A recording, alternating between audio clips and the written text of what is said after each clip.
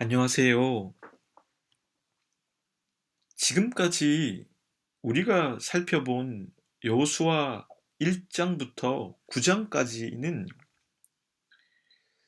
요단강 도하, 요새였던 여리고성 점령, 그리고 아이성 1, 2차 전투, 또한 요단으로부터 가까운 산지의 기브온에 이르기까지 그 좁은 지역에서 벌어진 그 가나안 정복 전쟁을 개별적으로 다루었습니다. 이 모든 일들이 일어났던 곳은 나중에 베냐민 지파가 차지하는 곳들이었습니다. 여호수아 10장부터는 이제 그 지역이 좀 바뀌게 되는데요. 여호수아 10장에서는 예루살렘 남방 지역으로 시선을 돌립니다. 여호수아 10장의 말씀은 남쪽 왕들이 기브온에 대항해서 연합군을 결성했을 때 이스라엘이 어떻게 기브온을 도와서 남쪽 왕들과 그들의 성읍들을 진멸했는지 그걸 말씀하고 있습니다. 여호수아서 10장은 크게 두 부분으로 나눌 수가 있습니다. 1절부터 15절까지의 말씀은 개론입니다. 그러니까 보다 폭넓게 아모리의 다섯 왕이 어떻게 기브온을 치게 되었고 이스라엘은 어떻게 기브온을 도와서 그들을 진멸했는지 그걸 기록하고 있습니다. 이스라엘이 여리고성을 점령하고 아이성도 진멸했다는 소식을 듣고 또한 기브온이 이스라엘과 평화 조약을 맺었다는 소식을 들은 예루살렘의 왕 아도니세덱은 크게 두려워했습니다.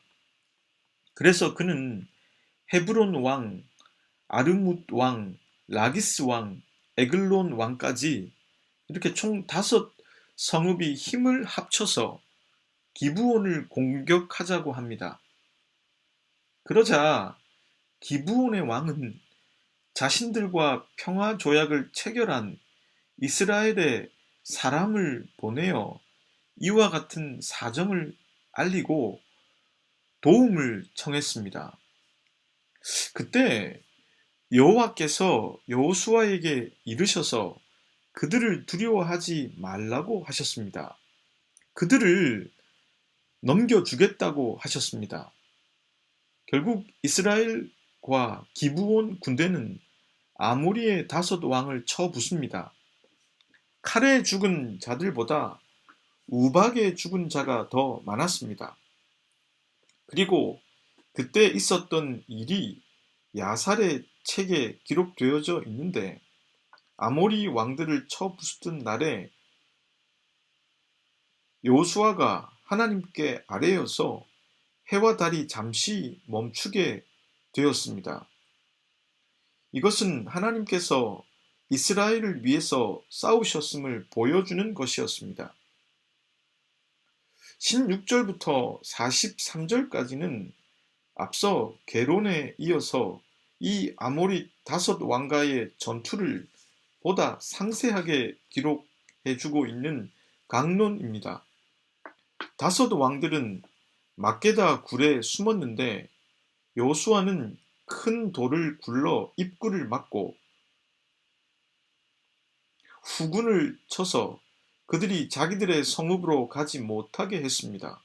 그리고 5왕들을 굴에서 끌어내어 지휘관들로 하여금 목을 밟도록 했으며 죽여 나무에 매달고는 저녁까지 두었습니다.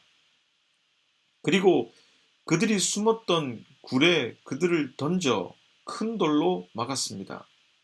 그 돌은 여호수아서가 기록될 당시까지도 그대로 있었습니다.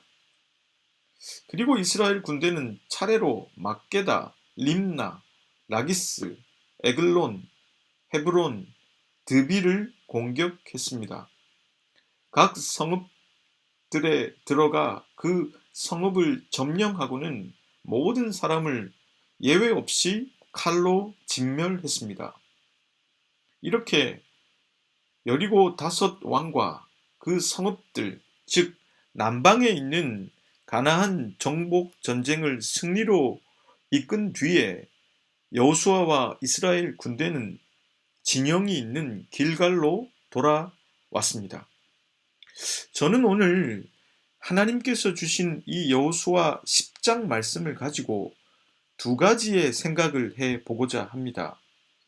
두 가지 키워드로 생각을 해 볼 텐데요. 첫째는 하나님의 개입, 둘째는 진멸입니다. 첫째로 오늘 본문의 이야기에 전체적으로 흐르고 있는 주제는 바로 하나님의 개입입니다. 오늘 본문의 주제는 언약을 지켜 기브온을 도운 이스라엘 백성들이 아니라 그 과정 속에 하나님이 개입하셨다는 점입니다. 몇 가지 과정을 밟아서 우리들은 이 하나님의 개입에 대해서 깊이 생각해 보겠습니다. 우선 왜 아모리의 다섯 왕들은 연합군을 형성해서 기브온을 쳤을까요? 본문 1절과 2절 말씀을 공동 번역으로 읽어보면 그 뜻이 선명하게 보입니다. 1절과 2절 말씀을 공동 번역으로 읽어 드리겠습니다. 예루살렘 왕 아도니세덱은 여호수아가 아이에 쳐들어가 그 성을 말끔히 쓸어버렸다는 소식을 들었다. 여리고와 그 왕을 해치웠듯이 아이와 그 왕도 해치웠다는 것과 기브온 주민이 이스라엘과 우호 관계를 맺고 같이 어울리게 되었다는 소식을 듣고 그는 아주 겁에 질렸다. 기브온은 일국의 수도가 되고도 남을 큰 도시였다. 아이보다 큰 도시인데다가 거기에 사는 남자들은 모두 힘께나 쓰는 사람들이었다. 아모리 다섯 왕들은 두려웠습니다.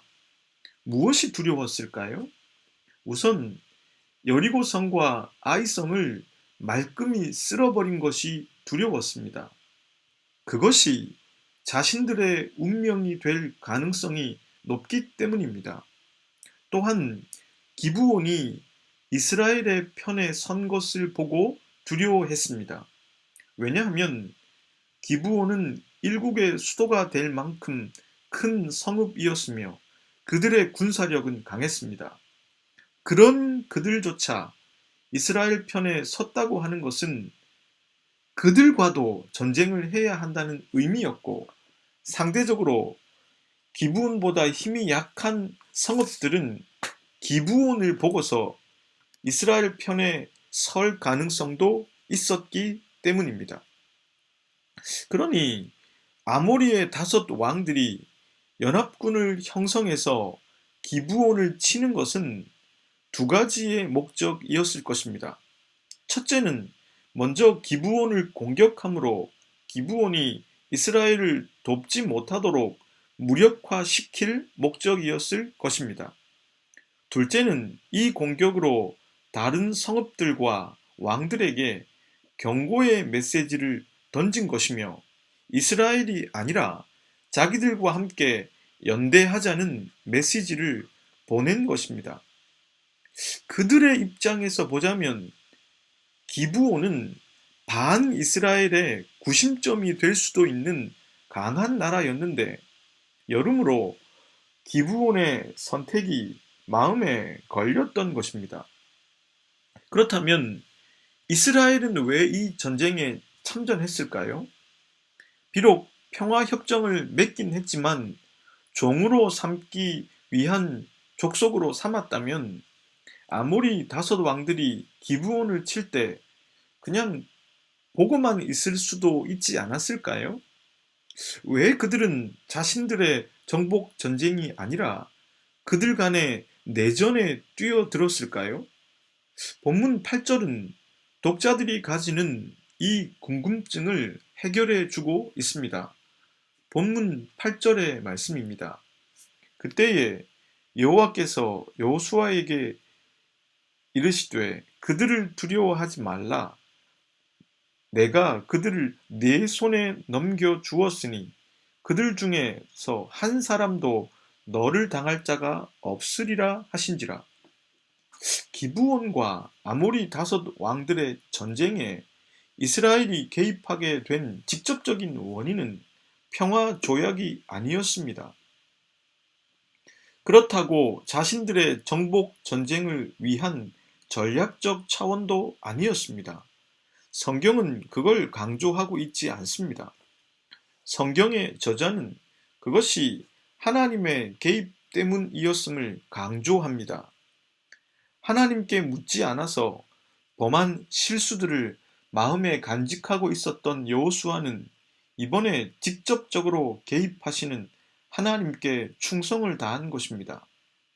이미 그 싸움을 하나님께 속한 것이라고 생각하게 되었고, 그들 중에 그 누구도 여호수아를 당할 자가 없을 것이라는 여호와 하나님의 말씀을 여호수아는 믿었습니다. 이 전투가 전과 달랐던 것은 지금까지는 개별적인 전투였습니다. 여리고와 그리고 아이와 1대1로 맞붙었던 전쟁이었습니다.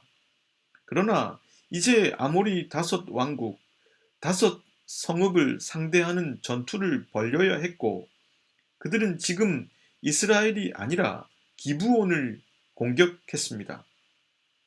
그런 전쟁에 참여할 것인가 하지 않을 것인가의 문제 앞에서 그것을 결정하는 것은 여호수아가 아니었던 것입니다.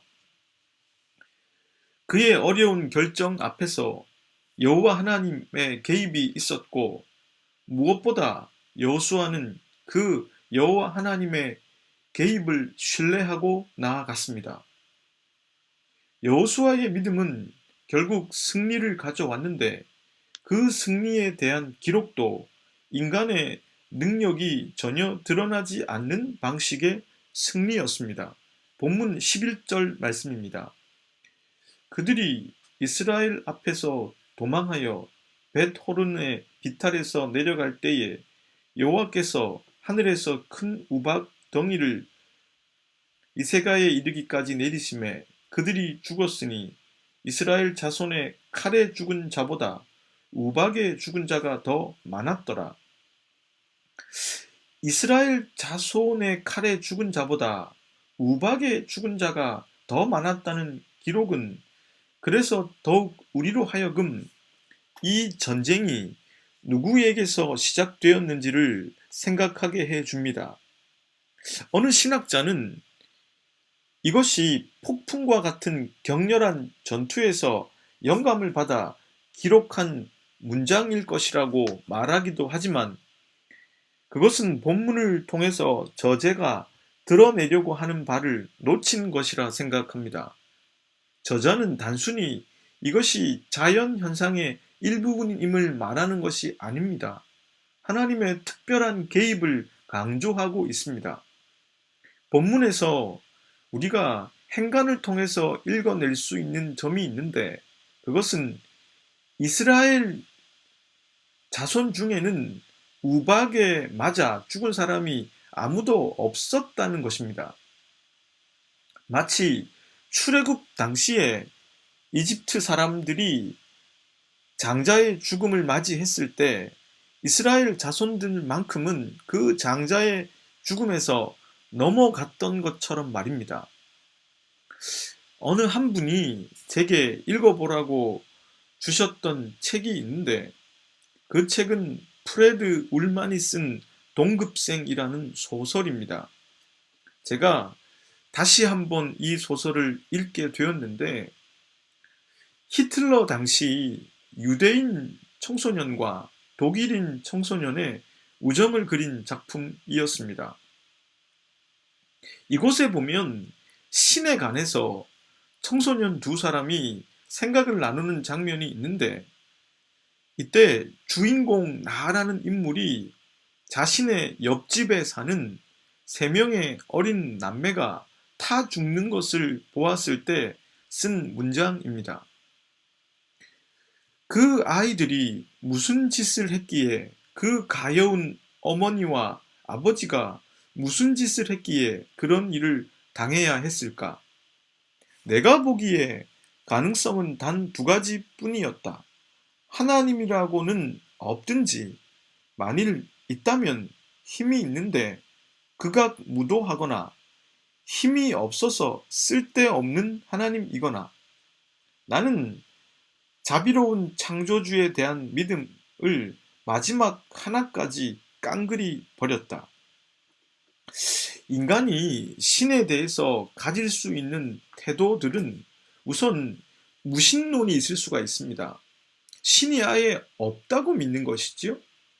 두 번째는 유신론인데, 그것은 신이 있다고는 믿는 것입니다.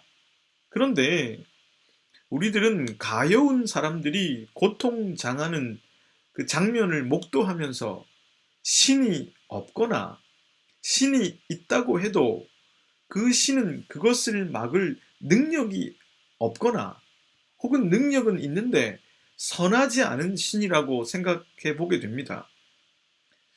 생각해 보면 그렇게 생각할 소지가 있습니다. 우리들도 간혹 그런 의심을 하게 되지 않습니까? 만약 하나님이 계신 것은 알겠는데 그 하나님이 능력이 없다면 어떻게 될까요? 그리고 더 문제는, 능력은 있는데 그 하나님이 선하지 않고 자비롭지 않고 정의롭지 않다면 그것은 어떻게 될까요? 우리가 창세기와 여호수아를 통해서 배우게 되었던 것은, 하나님은 우리들의 그런 의심을 털어내기에 충분하다는 것입니다. 그분의 능력은 의심할 여지가 없습니다. 뿐만 아니라 그분은 그 능력을 허투루 쓰는 분이 아니십니다. 그분은 그분의 능력을 당신의 정의와 자비와 사랑과 선을 위해 사용하시는 분이십니다. 그분은 사람이 아니시기 때문입니다. 본문 12절부터 14절까지의 말씀은 이 하나님에 대해서 더욱 깨닫게 해줍니다. 여호와께서 아모리 사람을 이스라엘 자손에게 넘겨주시던 날에 여호수아가 여호와께 아뢰어 이스라엘의 목전에서 이르되, 태양아 너는 기브온 위에 머무르라. 달아 너도 아얄론 골짜기에 그리할지어다 하매, 태양이 머물고 달이 멈추기를 백성이 그 대적에게 원수를 갚기까지 하였느니라. 야살의 책에 태양이 중천에 머물러서 거기 종일토록 속히 내려가지 아니하였다고 기록되지 아니하였느냐. 여호와께서 사람의 목소리를 들으신 이날은 전에도 없었고 후에도 없었나니, 이는 여호와께서 이스라엘을 위하여 싸우셨음이니라. 이 장면은 아모리 5 왕들과 그 성읍들을 쳐부순 뒤에 여호수아가 하나님께 아뢰어 일어난 일이었습니다. 고대인들은 태양이 돈다고 생각했는데 그 태양이 멈추었습니다. 그리고 달도 멈추었습니다. 일리아드에도 이와 비슷한 이야기가 나옵니다. 아가멤논은 아케아인들이 전투에서 이길 때까지 해가 지지 않도록 해달라고 기도했습니다. 해와 달이 멈추었다는 것은 둘 다 일정 시간 동안 멈추었다는 뜻입니다. 이것은 천체의 흐름과 시간의 흐름과는 다르게 하나님에 의해서 멈추었다는 것입니다. 그것을 통해서 긴 낮 시간을 통해서 이스라엘이 남쪽의 5 성읍을 공격하고 밤에도 멈추지 않고 공격을 이어나가 짧은 시간에 정복을 완수했다는 뜻인지는 모르겠습니다.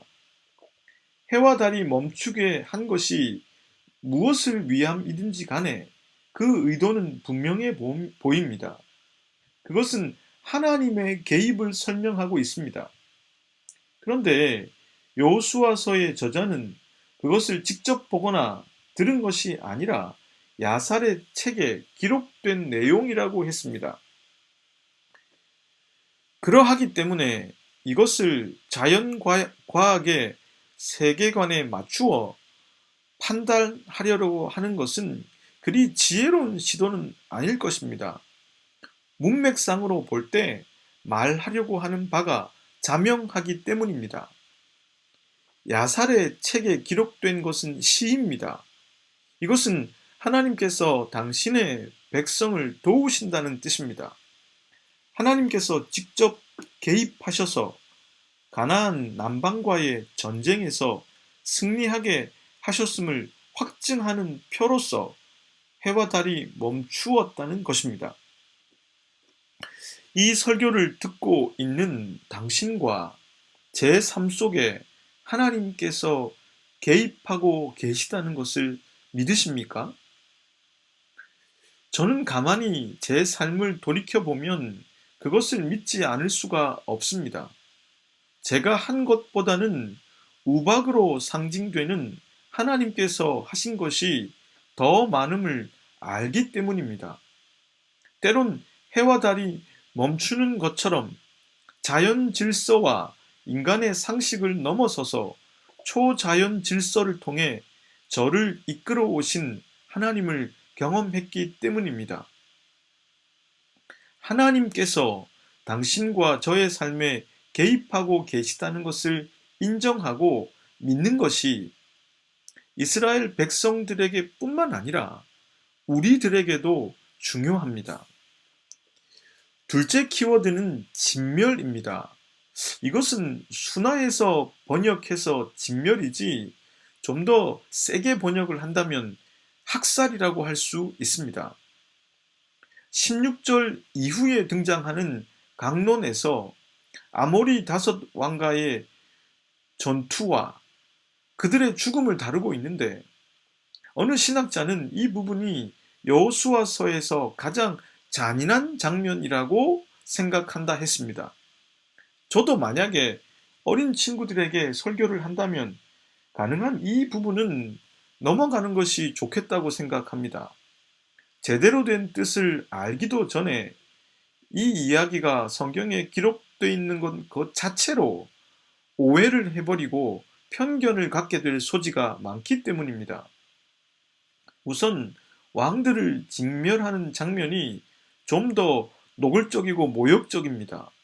여호수아는 막게다 굴에 숨은 다섯 왕들을 끌어내어서 자신들의 지휘관으로 하여금 그들의 목을 밟게 했습니다.